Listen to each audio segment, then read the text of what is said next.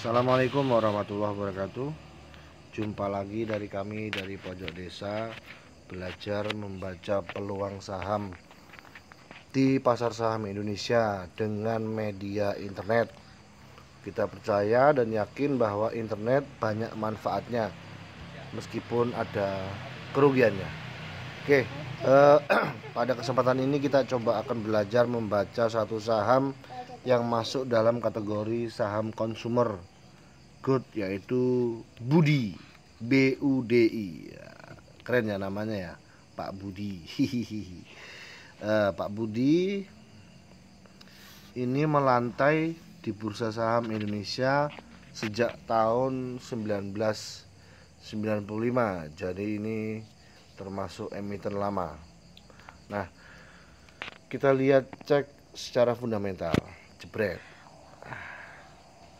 4 tahun terakhir secara fundamental Budi ini masih bisa menjaga keuntungannya. Ya, kita bisa lihat earning per share-nya, IPS-nya itu hitam-hitam. Meskipun tidak banyak, tetapi mereka tetap cukup konsisten. Operating profitnya hanya sebesar 172 miliar.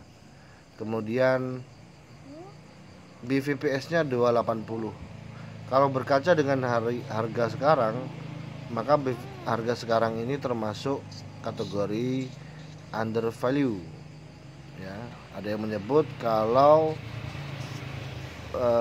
harga bukunya itu menjadi harga standar. Jadi kalau harganya di bawah harga standar ini berarti termasuk harga terdiskon. Dari kacamata ini patut untuk dijadikan koleksi buat para investing maupun swing trade. Nah, pertimbangan lainnya adalah termasuk mereka masih berani memberikan dividen sebesar 3,41 per tahun. Dividen sebesar ini masih lebih baik atau lebih besar dari dividen yang diberikan oleh bank-bank dalam bentuk deposito tahunan. Paling besar kalau bank BUMN saya pernah catat itu 2,6% per tahun. Ya, itu dividennya. Kemudian dari return on equity-nya lumayan, tidak besar-besar amat di 6,72%. Tetapi yang menjadi catatan adalah DER-nya 134%. Ini yang menjadi catatan dari emiten saham dengan nama Pak Budi. Kalau dari chartnya bagaimana? Kalau dari chartnya, harga ini pernah menyentuh tertinggi di 238 dan terendahnya dari 5 tahun terakhir adalah 76 perak. Nah, dari tahun 2017 sampai 2021 awal, Pak Budi ini dihargai sangat murah, yaitu 100 rata-rata 100 perak 5 tahun. Jadi tidak naik signifikan, sempat naik tapi turun lagi pada tahun 2018. Bagaimana kemungkinannya? Kita cek coba di kedatangan investor. Nah, di hariannya ada investor masuk, asing masuk ya, sebesar 32 miliar. Dalam satu minggunya ada 100 miliar, satu bulannya jual 24 miliar, 3 minggu.